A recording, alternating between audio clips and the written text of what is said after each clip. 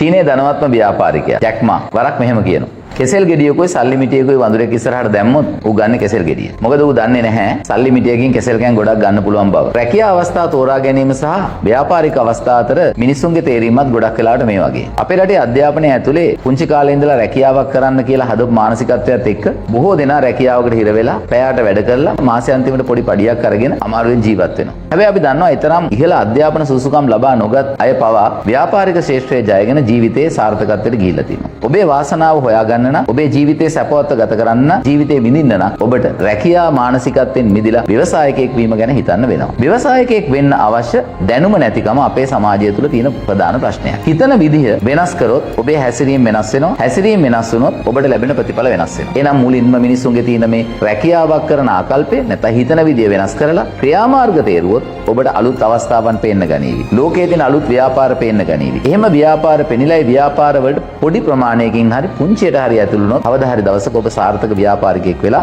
ඔබේ වාසනාව ඔබේ ජීවිතේ විඳින වාසනාව හොයාගනීවි.